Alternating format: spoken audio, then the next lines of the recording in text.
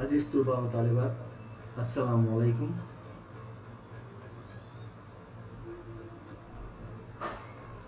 پچھلے لیکچر میں ہم نے قصیدے کی تعریف مختلف لوگوں کی جو رائیں تھی اس کے ساتھ دیکھی تھی، اور ہم نے سمجھنے کی کوشش کی تھی کہ قصیدہ کیا ہے۔ جیسا کہ کہا گیا کہ قصیدہ جس کے لغوی معنی گاڑے مغز کے ہیں یا گودے کے ہیں، دلوار گودے کے ہیں،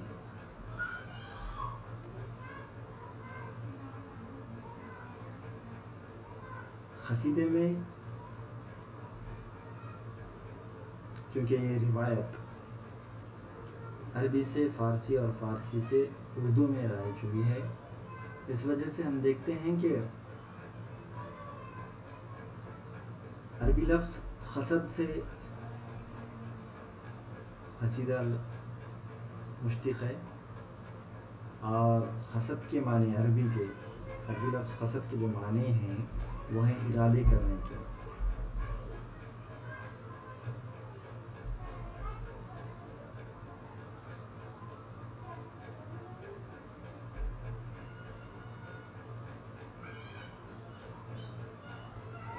قصیدے میں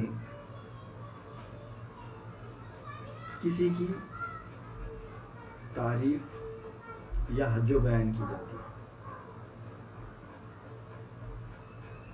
یعنی کہ ایسی نظم جس میں کسی کی تعریف بیان کی جاتی ہے یا حج و بیان کی جاتی ہے قصیدہ کہلاتا ہے۔ یہ ہم نے قصیدے کی تعریف گزشتہ لیکچر میں دیکھی تھی۔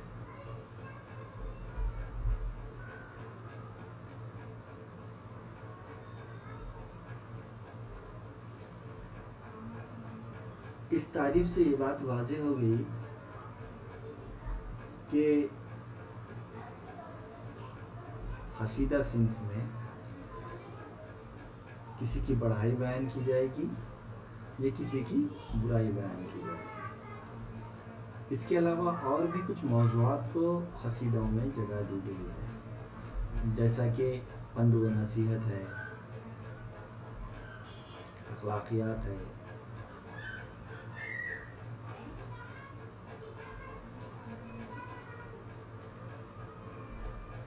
اس طرح کے جو عنوانات ہیں یا موضوعات ہیں ان کو بھی قصیدے میں شامل کیا جاتا ہے یا ان پر بھی اظہار خیال کیا جاتا ہے۔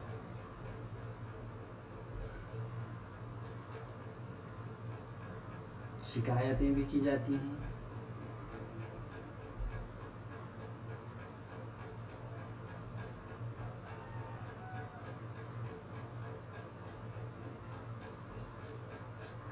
ایک تعریف قصیدے کی یہ بھی ملتی ہے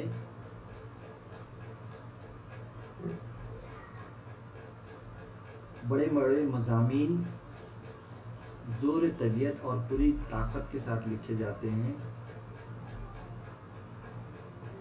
اس وجہ سے اس صنف کو قصیدہ کہتے ہیں۔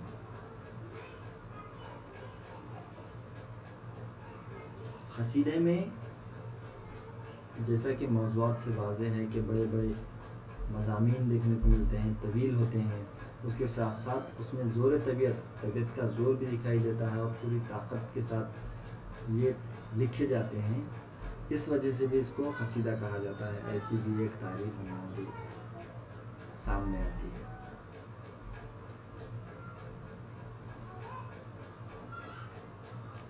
لیکن ہم یہ سمجھ سکتے ہیں کہ قصیدہ جو صنف ہے اس میں کسی کی تعریف یا مدح کی جاتی ہے یا کسی کی حج و بیان کی جاتی ہے۔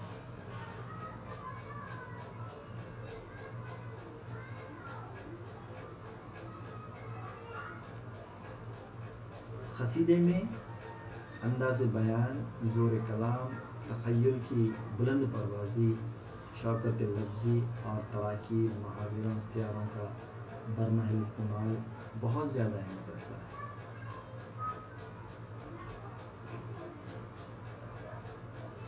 ان چیزوں کو قصیدے میں بہت زیادہ اہمیت بھی دی گئی ہے۔ تو یہ جو چیزیں تھیں یہ قصیدے کی تعریف سے جڑی ہوئی باتیں میں نے گوشے گزار کی ہیں آپ سے۔ آج کا جو موضوع گفتگو ہے وہ ہے قصیدے کا فن، یعنی کہ قصیدے کا مکمل فن کس طرح سے ہوتا ہے، اس پر ہم روشنی ڈالیں گے۔ تھوڑا سا اس کی حیت کی طرف چلتے ہیں، یا اس کے جب تعریف ہم دیکھ چکے ہیں تو وہ کس طرح کا فن ہوتا ہے، اس کی ساخت کیسی ہوتی ہے، اس پر روشنی ڈالنے کی کوشش کریں گے۔ قصیدے کے پہلے شعر کے دونوں مصرے ہم قافیہ ہم ردیف ہوتے ہیں۔ قصیدے کے پہلے شعر کے دونوں مصرے ہم قافیہ و ہم ردیف ہوتے ہیں۔ اس کے بعد کے تمام اشعار کے ثانی مصرے ہم قافیہ و ہم ردیف ہوتے ہیں۔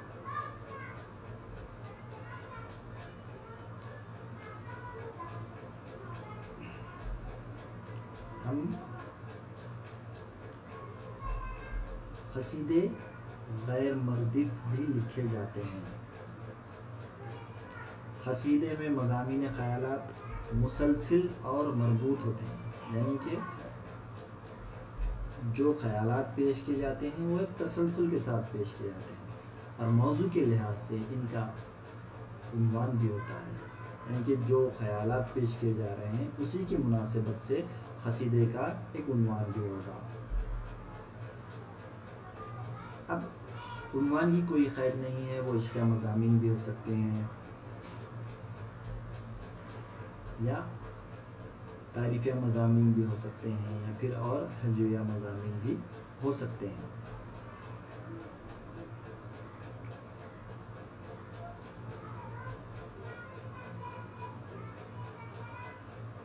مولانا الطاف حسین حالی نے اپنی کتاب مقدمہ شعر و شاعری میں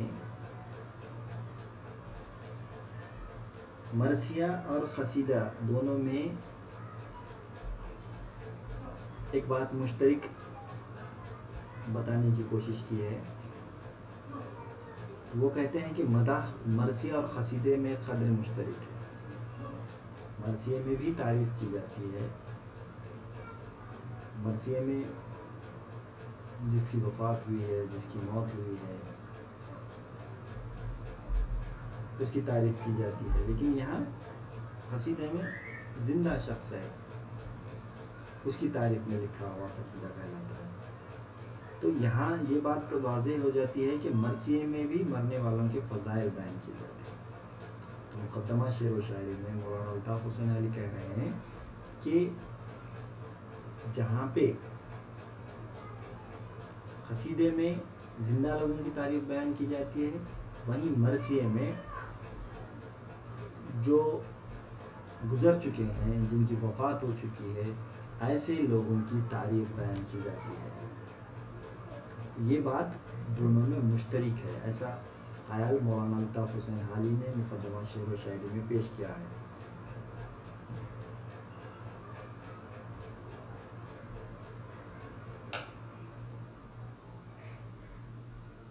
جو مدحیہ مضامین کی تکرار اور غیر معمولی مبالغہ آرائی کی سبب یہ صنف کسی حد تک بدنام بھی ہوئی، یہاں تک کہ لفظ قصیدہ جھوٹی مداحی کو کہا جانے لگا۔ جو قصیدہ گو شعراء تھے انہوں نے اپنی قصیدہ گوئی میں جو مبالغہ آرائی سے کام لیا، یعنی کہ بہت زیادہ بڑھا چڑھا کر پیش کرنے کی کوششیں کی، اس کے نتیجے میں ہوا یہ کہ لوگوں نے لفظ قصیدہ کو جھوٹی مداحی کہنے لگے، یا جھوٹی مداحی کا نام ہی قصیدہ رکھ دیا گیا۔ اس طرح کی ایک روایت چلی۔ مدح اپنے زور بیان سے ممدوح کو اس قدر اعلیٰ و عرفہ عظیم الشان بناتا ہے کہ جس کی کوئی انتہا نہیں رہتی۔ یعنی کہ جو قصیدہ گو شاعر ہوتا ہے وہ اپنے ممدوح کی اتنی تعریف کرتا ہے، اس کو اس قدر اعلیٰ و بلند بناتا ہے، اس کو اتنا عظیم و شان اور بلندیوں تک پہنچا دیتا ہے جس کا وہ حقدار نہیں ہے. اور یہی جھوٹی بات قصیدے کو نقصان بھی پہنچاتی ہے.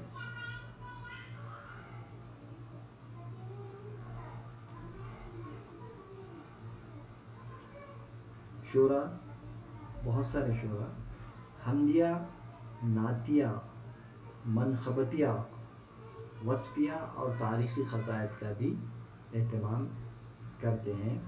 قصیدے میں ایک سے زیادہ مطلع لکھے جا سکتے ہیں. کبھی کبھی قصیدے کے درمیان شاعر خطے کے عنوان سے بھی 8-8 10-10 شعر کہتا ہے. جیسا کہ قصیدے کے فن کو واضح کرنے کے لیے یہ بات سمجھنی ضروری ہے کہ قصیدے کے درمیان خطہ بھی شاعر لکھ سکتا ہے، قصیدہ کو شاعر لکھ سکتا ہے، اور اس کے ساتھ ساتھ 8-8 10-10 شعر بھی وہ کہہ سکتا ہے. طویل قصیدوں میں مطلعوں کی تعداد 4 اور 5 بھی ہو سکتی ہے. یہ جو قصیدے ہیں، قصیدے میں جو یہ مطلع تسلسل سے آتے ہیں اور کبھی اشعار کے درمیان بھی لکھے جاتے ہیں.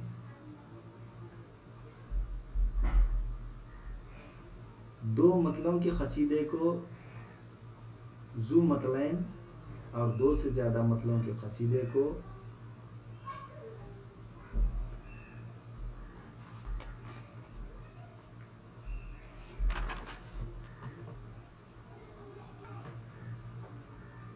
ذولت مطالع کہا جاتا ہے. قصیدے میں اشعار کی تعداد کے قصیدے میں اشعار کی تعداد کے تعلق سے اختلاف رائے پایا جاتا ہے. کاشف الحقائق میں امداد امام اثر نے قصیدے کے اشعار کی تعداد 21 بتائی ہے. پروفیسر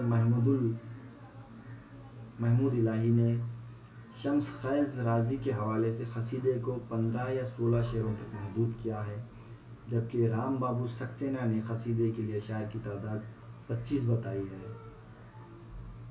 اور نجم الغنی صاحب بحر الفصاحت میں لکھتے ہیں، کمتر قصیدہ وہ ہے جو 7 شعر رکھتا ہو، اور ریختے میں قصیدے کے اشعار 15 شعر سے اور بقول انیس 20 شعر سے کم نہیں ہوتے، اور انتہا 70 تک قرار دی ہے.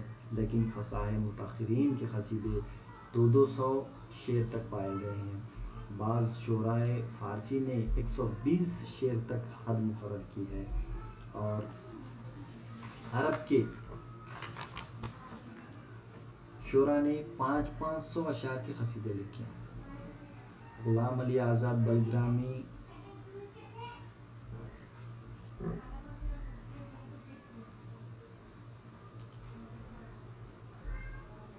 غلام علی آزاد بلگرامی نے قصیدے کی حد 21 اشعار تک مقرر کی ہے. اور اسی طرح ڈاکٹر ابو محمد سحر اردو میں قصیدہ نگاری میں قصیدے کے اشعار کی تعداد کے بارے میں لکھتے ہیں کہ قصیدے میں اشعار کی تعداد کم سے کم 7، کسی نے 12، کسی نے 15، کسی نے 21 اور کسی نے 25 بتائی ہے. زیادہ سے زیادہ اشعار کے لیے عام خیال یہ ہے کہ کوئی حد نہیں، لیکن بعض اہل قلم نے زیادہ سے زیادہ اشعار کی تعداد 120 اور 170 لکھی ہے. بالعموم 5 سے لے کر 200 اشعار تک قصائد میں ملتے ہیں. اب یہاں پہ جو اختلاف ہے بہت ہی طویل اختلاف ہے. ہم دیکھتے ہیں کہ کسی نے 7 اشعار پر کم سے کم 7 اشعار پر مشتمل قصیدے لکھنے کے لیے کہا، کسی نے کہا 21، کسی نے 15، کسی نے 17. اس طرح سے مختلف رائیں دیکھنے کو ملتی ہیں. کسی نے 25 بھی کہا ہے. اور زیادہ سے زیادہ اشعار کے لیے جو حد متعین کی گئی ہے اس میں